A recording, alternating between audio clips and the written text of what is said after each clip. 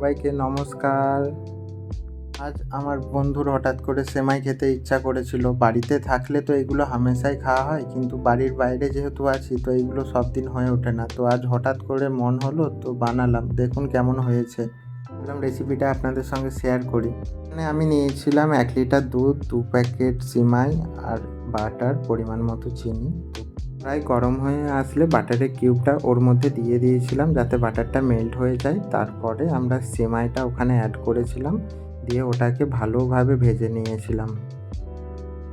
ততক্ষণ পর্যন্তই ভাজবো যতক্ষণ পর্যন্ত সেমাইয়ের কালার সাদা থেকে লাল না হয়ে আসে। একটু ভালো করে না ভাজলে সেমাইয়ের মধ্যে একটা গন্ধ থাকে, সেই গন্ধটা রয়েই যায়। তো ওর জন্য আমরা এটা একটু লাল লাল করে ভেজে নিয়েছিলাম।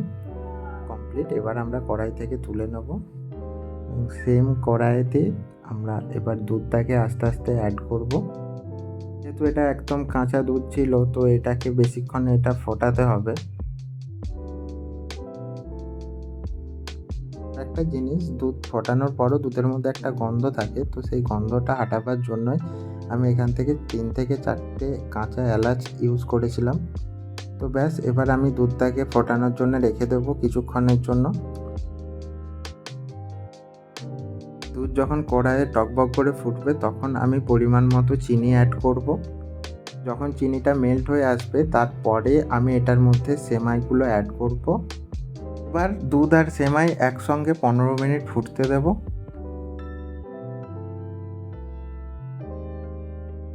15 মিনিট পর দেখুন আমাদের সেমাই একদম প্রায় রেডি। এরপর উপর থেকে ড্রাই ফ্রুটস ছড়িয়ে দিয়ে 1 থেকে 2 মিনিট এটাকে ফুটিয়ে আমরা সার্ভ করার জন্য নামিয়ে দেব। আপনাদের কাছে একটা রিকোয়েস্ট রইল, যদি আমাদের ভিডিও ভালো লাগে অবশ্যই একটা লাইক